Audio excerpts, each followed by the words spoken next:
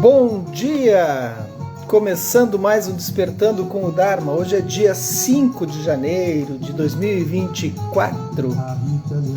Meu sorriso, o sorriso dela, meu assunto. Começando com esse mágico da música popular brasileira, Chico Buarque, a Rita. Seus pratos, que papel. Uma imagem de São Francisco e um bom disco de Noel. Olha aí, bom dia Silvia, bom dia Stanley, bom dia Mauro. Nem herança deixou, não levou um tostão porque não tinha não. É o balanço de Chico, né? Essa música é maravilhosa. Uma vez eu escrevi uma crônica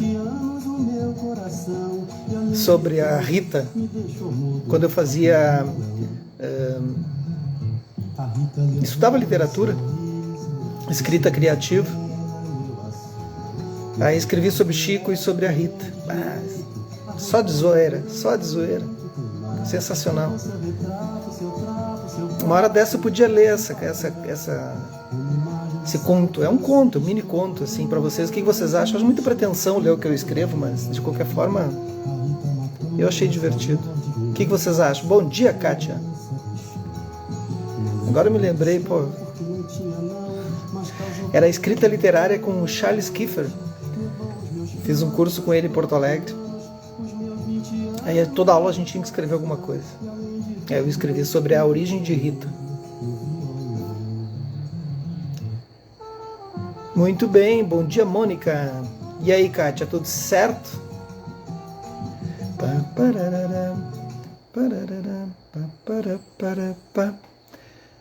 Então é isso. A origem mais ou menos, né? Não era a pretensão de escrever sobre a origem da Rita, a pretensão era escrever sobre um conto aleatório, assim. E aí eu fui escrevendo e por acaso aconteceu. E no fim ele acabou virando parte. Rita acabou entrando no livro. Entrando no livro que eu escrevi, né? No romance tem uma cena que Rita entra. É um troço muito louco. Bom dia, Lucila Ceruti. Como é que vai, dona Lucila? Tudo certinho? A senhora está por onde? Está por Lajeado ou está por... É Paraíso, né? Onde é que é o mesmo nome da cidade? Fiquei super curiosa. Bora para essa leitura, diz a Silvia. Eu acho meio pretensão eu ler o que eu escrevo, mas... Enfim, é só uma... Mas podemos fazer. E o nome do conto era A Lavadeira. A Lavadeira. Vamos lá para o nosso livro? Bom dia, Eliana Kuhn. Elizabeth Nanguel nos traz A Lógica da Fé, está terminando o livro. Editora Lúcida Letra. Silvia, tu que é aí também do Dharma, tem alguma indicação de livro para o próximo Dharma? Que eu não tenha lido, eu já li uns... Estou acompanhando no YouTube, tu entrou faz pouco tempo. Eu já li uns 12 livros, eu acho. Mas aí indica algum que não seja tão... é Maravilha, eu confundi, tá certo? É Maravilha o nome do lugar que a nega veio. É que tanta gente. Então, mas que não seja de muitos ensinamentos, assim, muito profundo, porque senão fica complexo aqui. Tem um do Thich Nhat Hanh que eu fico louco para ler, mas é bem de ensinamento. Sei lá, capaz do público vazar. Bom dia, Ana Paula. Então vamos lá. Vamos com pretensão e tudo, diz a Silvia, né? Deixa o julgamento para os outros, né? Tá certo, tem razão. Tô de bobagem aqui. Na verdade, não, tem que voltar uma frase, um parágrafo aqui. Bom dia, Ângela. Curiosamente, visões que no fim deslizam para o niilismo comumente começam quando alguém ousa questionar a realidade de alguma coisa por meio da análise. E se? Você pode começar questionando uma crença, como por exemplo a crença de que as coisas têm uma verdade intrínseca. Depois de procurar e não encontrar, sua análise pode cambalear e depois deslanchar para o niilismo. Bom dia, Julie. Em vez de revelar um insight mais profundo. Você pode concluir a partir dessa análise que a vida é desprovida de sentido porque as coisas não são encontráveis. No sistema do Lama Padmasambhava, ele vai trabalhar os 21 itens para essa análise crítica. No sistema do Theravada, eu pratiquei todos esses modelos aí para poder confrontar um com o outro. No sistema do Theravada, do Goenka-ji, do Vipassana, é diferente. É o Theravada raiz, assim, ortodoxo. Não tem alteração desde a época do Buda. Esse sistema não se analisa 21 itens para fazer análise crítica, mas se analisa os aspectos dos 3 selos do Dharma, né, que é a Nitya, a Dukkha e a Anatta. Tá? Então, para quem aí está estudando. Então, se analisa isso. Bom dia, Lucilena. Tudo bem? De qualquer forma, ambos chegarão no mesmo lugar, né? Ambos chegarão no mesmo lugar. Os 21 itens do Lama é mais organizadinho, assim, tem vários pontos que tu vai seguindo e tudo mais. Já o Theravada ele é quase como ele fica perto do Zen, assim, eu vou usar dizer, pode ser que eu esteja falando uma grande bobagem, assim. Mas porque ele não dá tanta explicação, na verdade ele não dá muita explicação. Mas tu vai ter que descobrir isso ao longo da prática extensa. Já os 21 itens é bem detalhadinho, é bem analítico mesmo. De qualquer forma, isso nos impede de cair para o niilismo. E aí tu vai procurar ter a observação dos insights através da análise crítica. Quem ficou interessado, procure os retiros. Só nos retiros a gente aprende isso. Em casa, assim, não vai aprender. Você pode concluir a partir dessa análise que a vida é desprovida de sentido, porque as coisas não são encontráveis. Foi isso que aconteceu na história dos 2 monges contada na última sessão. No contexto de meditação analítica budista, um praticante sucumbe ao niilismo quando confunde vacuidade com um estado no qual o poder de causa e efeito não mais funciona. É como se, por meio do processo de análise, o mundo de aparências e possibilidades fosse reduzido a pó. Quando o resultado da análise termina com a aniquilação da expressão relativa, o praticante sucumbiu oficialmente ao niilismo. Então, tem que ter muito cuidado. Na verdade, é meio engraçado que se pense que apenas explorar a natureza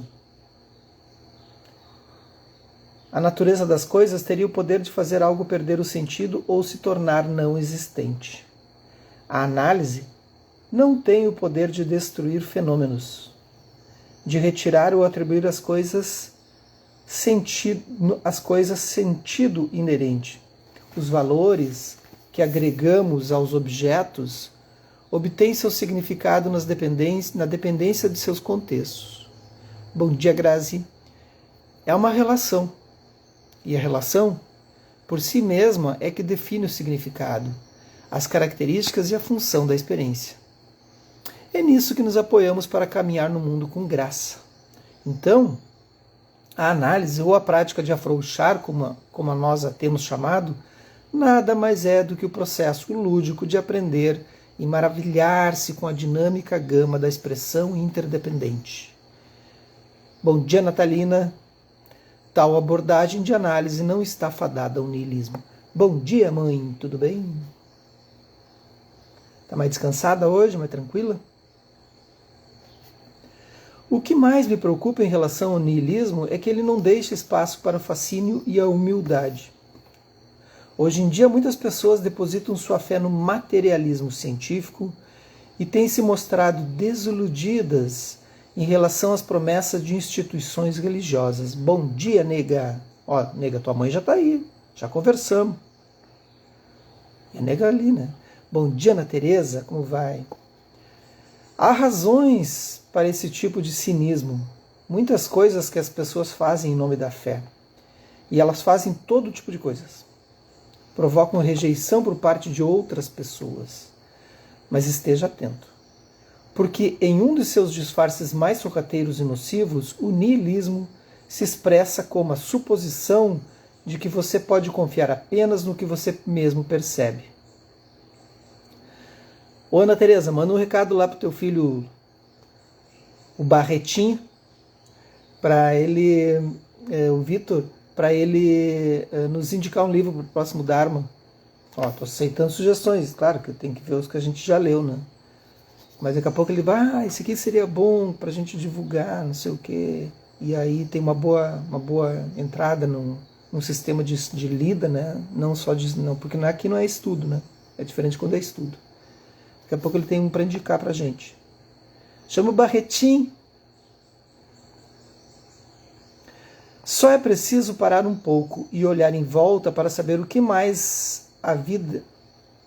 Saber que há mais vida por aí do que aquilo que você experimenta em um momento específico. Eu também vou perguntar para o Enio Burgos da Bodigai, e vou perguntar para o pessoal da Grifos também, fazer umas enquetes. E aí, o que a gente pode ler? Porque às vezes eu pego, esse tempo a Grifos me mandou um, e disse, Jefferson, esse aqui eu acho que seria bom. Pá, muito difícil. Pesado, assim, sabe? Eu não aguentei ler, imagina. Aí eu disse, achei meio... Aí fiquei até meio sem graça. Mas não dava para ler. Eu queria um livro para estudar, assim, num grupo de estudo fechado, inclusive, nem aberto. Aí tem que ter cuidado às vezes. Ainda assim, há momentos em que o nihilista, que mora em todos nós, pode ceder a visões apocalípticas sobre o futuro, pode se contrair diante do meio da extinção e da perda. Pode sentir-se profundamente sozinho e alienado em seu fracasso em reconhecer a riqueza e a magia do infinito mundo da interdependência. E pode simplesmente sentir que não tem mais jeito. Tem muita gente que vive assim, né, gente? O niilismo pode desencaminhá-lo de maneiras perigosas. Pode fazer com que você sinta que a vida é apenas algo que acontece com você. Essa tendência irá impedir você de unir suas ações com suas intenções mais profundas. Desse modo, impossibilitará seu engajamento em seu próprio bem-estar e nos demais. Bom dia, Johnny. Quanto tempo? E aí? Tudo certinho? Mas o problema mais sombrio e também mais dominante do niilismo é que ele impossibilita fascínio, apreciação e prática da fé. A Ana Teresa escreveu, eu tenho pensado muito no karma. Você acha que seria difícil? Eu já li, mas gostaria de estudar junto com um instrutor. O livro do karma é legal mesmo. Ele não é fácil, mas não é difícil também. Ele é, obviamente, estou falando por mim, né? Ele é tranquilo. Eu acho uma boa também. A Ana Paula também sugeriu um. Vou anotar aqui o karma. Agora não vou lembrar de quem ele é. Eu acho que eu não tenho ele em meio impresso, só no Kindle. Diz pro Vitor Barretinho enviar um para mim, Ana Teresa. Vou dizer para ele, manda lá pro Jeff o karma. Eu só tenho e-mail, só tenho no Kindle. Faz tempo que eu li. Eu tenho. Não, só tenho no Kindle. No Kindle é ruim de ler. É ruim de ler aqui, né? Mas é uma possibilidade. Em essência, o niilismo surge da inabilidade de reconciliar a natureza insondável das coisas com a eficácia de causa e efeito. Sim, você pode negar a importância de causa e efeito. Capaz, Ana Teresa, bem capaz, depois eu encomendo, tô brincando. Mas eu só tenho no Kindle mesmo, eu tenho quase 99% de certeza. Mas eu acho que é uma boa sugestão, sim. Eu acho que o karma, começar no começo do ano com o karma, acho que seria bem interessante. Para as pessoas entenderem um pouco assim. Mas não precisa, Ana Teresa, estou brincando. Eu vou encomendar dele. Sim, você pode negar a importância de causa e efeito tanto quanto queira. Mas isso não corresponderá à sua experiência de quanto as coisas importam para você. Considerando isso, o modo pelo qual todos nós navegamos pelo mundo e das relações tem um significado profundo para nós. E quando digo nós, eu tenho uma forte suspeita de que a maior parte dos nihilistas está incluída também.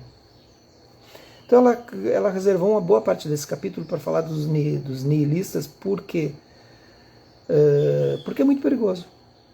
As pessoas que caem nessa vala, nesse abismo, de que nada mais tem jeito, né? E não só através da perda da fé, bom dia Laura, não só por causa da perda da fé, às vezes por causa de uma perda, por causa de alguma tragédia na vida, por causa de uma tragédia no decorrer da sua vida normal, assim. Ou pessoas que nascem sem nenhuma crença em lugares que não tem, em que os familiares não têm crença em coisa nenhuma. Minha mãe sempre dizia, né? Sempre diz, até hoje, preciso acreditar em alguma coisa, né? Então é importante que a gente tenha essa crença, assim, né? E todos os textos, assim, eles vão se fixar um pouco mais no niilismo, um pouco menos no eternalismo, pelo que eu percebo dos mestres, assim. Porque o eternalismo, tudo bem, a pessoa não vai se prejudicar tanto, embora se prejudique também porque ela deixa de fazer muita coisa, ela fica com um mindset fixo, tá? Mas isso não é tão ruim também, né? Agora, o ruim é quando tu cai na vala do niilismo, aí é um problema. E outras vezes a pessoa não só não tem uma crença infundida dentro da sua realidade familiar, mas às vezes ela sofre uma tragédia. E aí ela perde a fé sobre as coisas, né? Perde a fé completamente. E aí o mundo desaba. Conheço pessoas assim, infelizmente. E é muito difícil tu tirar desse lugar, assim, é muito difícil. É preciso muita terapia. Muita terapia. E o budismo, ele não consegue ajudar muito nisso. As pessoas vêm falar comigo, tentar fazer uma conversa terapêutica. Eu não sou terapeuta, deixo bem claro, mas muita gente procura. Mas é uma conversa terapêutica, não de terapia. E aí eu indico que vá procurar um psicólogo, um psiquiatra, um psicanalista, alguém com formação. A visão sem visão.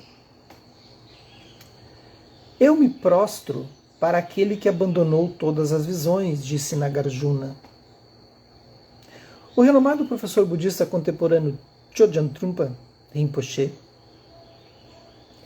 explicitou a ironia inerente em nossa tendência ao dualismo quando disse: a má notícia é que você está caindo, atravessando o ar, nada em que segurar, nenhum paraquedas. Essa é a má notícia. Quem conhece essa frase? Vamos lá, vou fazer um quiz aí. Ó. Quem conhece essa frase aí, essa oração do Chodjam Trungpa? A má notícia é que você está caindo, atravessando o ar, nada em que se segurar, nenhum paraquedas. E qual é a boa notícia? O Mauro disse: o Sansara coloca a fé à prova todo instante. Não, é diariamente, né? A cada um segundo. Nesse momento a gente está passando de novo na família por uma questão de fé. A mãe está guerreira lá. É inacreditável. Você nem vai imaginar, Mauro. Tudo se repetindo. Exatamente a mesma coisa que ano passado. A mesma coisa. No mesmo período. Novamente. A Lucelena matou a charada, a Ana Paula também não tem chão, a Ana Tereza também. Esse pessoal está muito ligado. A boa notícia é que não há chão. Grande sacada, hein? Grande sacada. É muito legal, né?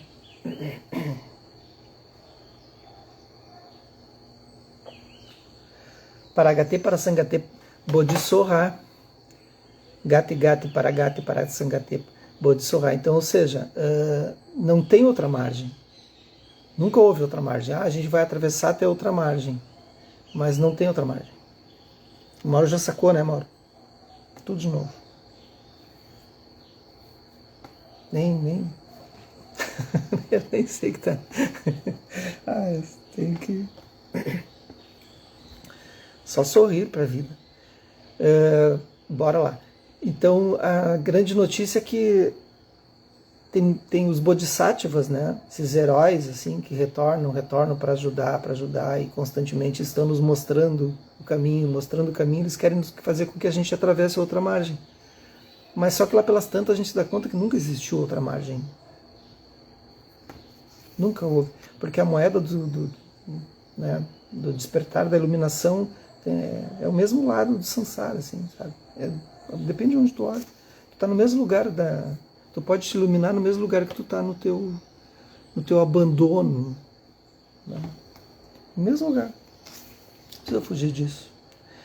Você pode interpretar equivocadamente isso como se significasse que, quando você confronta a verdade da vacuidade, sempre irá sentir como se estivesse caindo através do espaço. Então, é melhor se acostumar.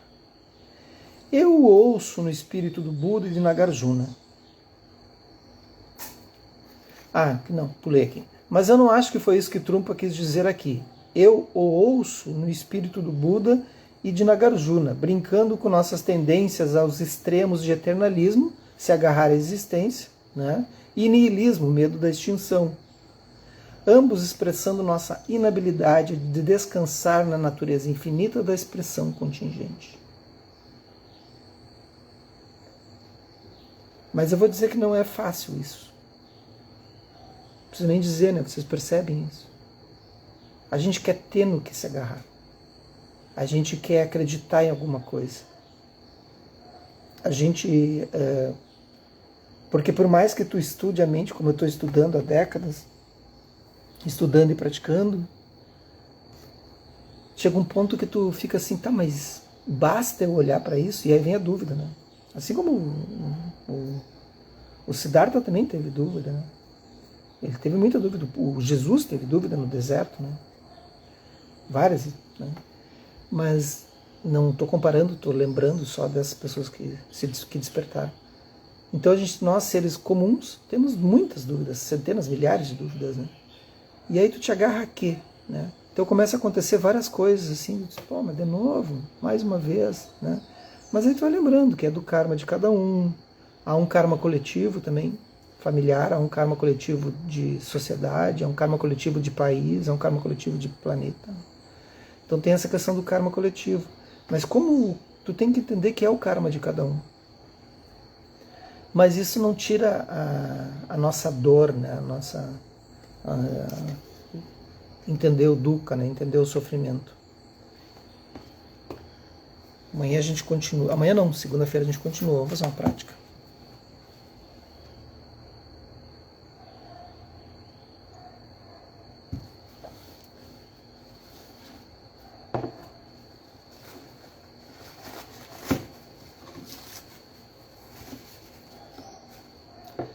Estão se colocando na postura?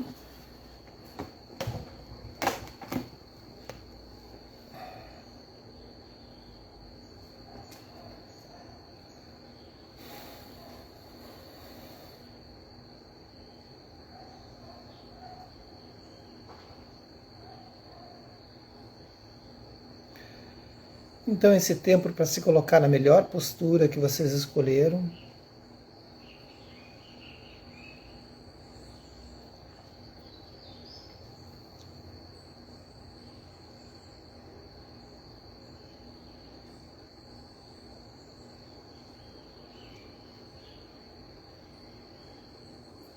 O convite é para que ouçam tudo atentamente, claramente, à sua volta, começando pelos sons mais distantes. Se quiserem, pode até fechar os olhos, é um convite, se ficar confortável, ou deixar semiabertos, você escolhe.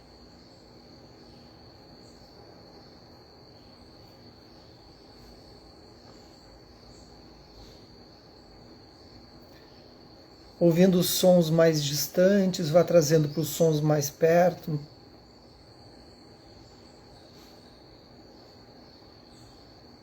Cada vez mais perto.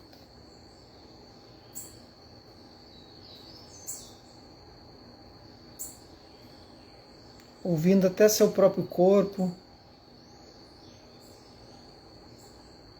Talvez ouvindo o bater do coração.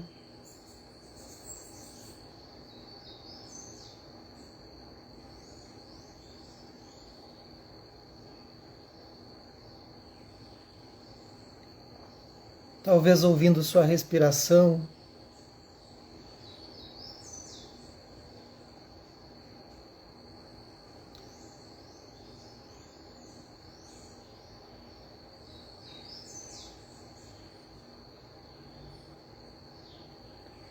Ouvindo o som da saliva sendo engolida.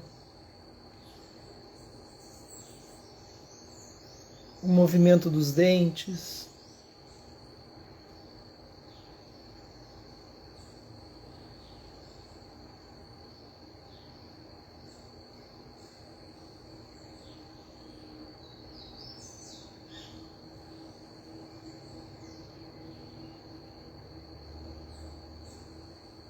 percebendo o fluxo da sua respiração nesse ir e vir do seu abdômen, naturalmente.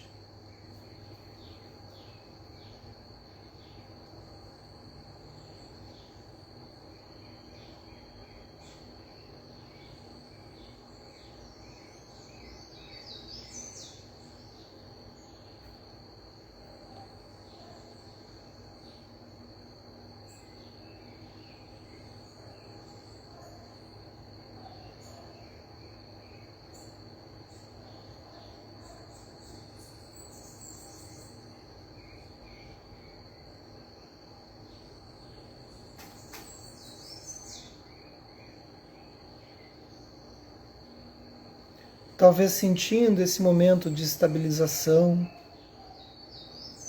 Pode ser que os pensamentos estejam agitados ou não.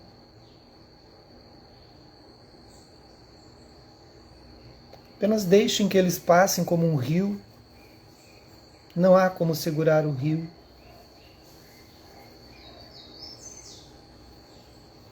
Apenas observe o rio de pensamentos passando, até que ele vá serenando, se transformando num lago tranquilo, sem vento, cristalino, transparente.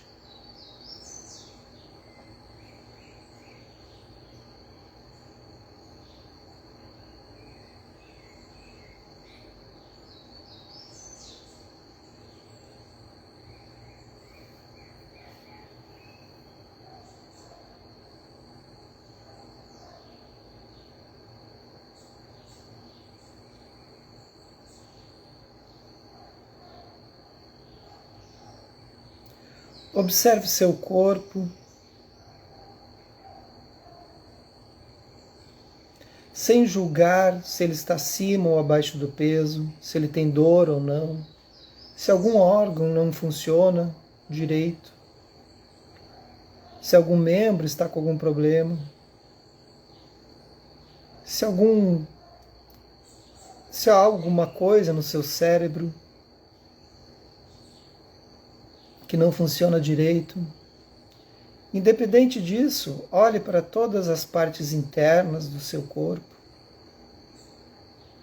Imagine esse olhar. Leve atenção aos órgãos que não estão funcionando como você gostaria.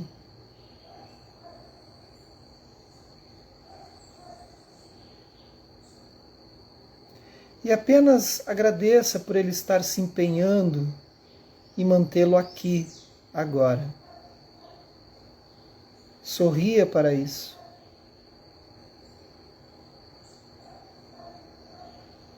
Se é o seu coração, se é o seu intestino ou o próprio cérebro, escolha qualquer um desses, qualquer um do seu corpo, você sabe qual. Se é uma parte do corpo mais densa, braço, perna, escolha aquele que neste momento está lhe dando um pouquinho de trabalho.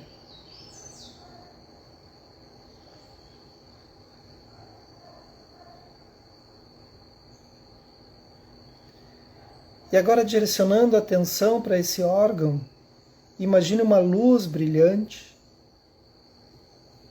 que vai irradiando, irradiando, irradiando, tomando conta de todo esse órgão, ou deste membro, dessa parte que você escolheu. Iluminando e trazendo uma fonte curativa, de tranquilidade.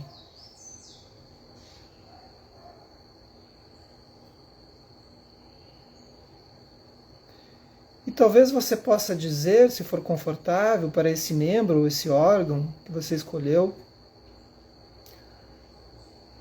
diga para ele: eu agradeço o seu empenho, o seu esforço. Pode nomear o órgão, dizer o nome. Querido coração, eu agradeço o seu empenho, sei que está difícil.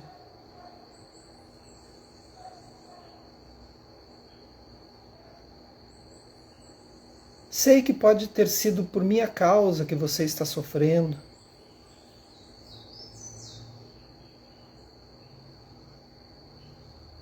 Sei que você está se esforçando. E eu agradeço por manter funcionando.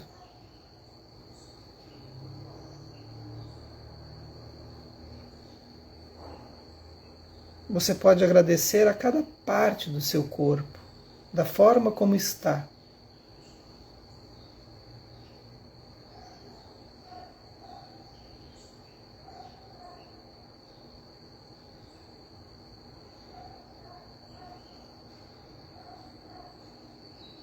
Você consegue agradecer?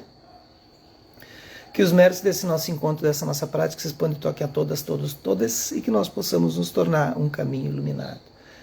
Gente, um bom dia, uma boa sexta, um bom final de semana. Use um final de semana sem moderação, sem restrição, sem esse negócio de não pode, pode.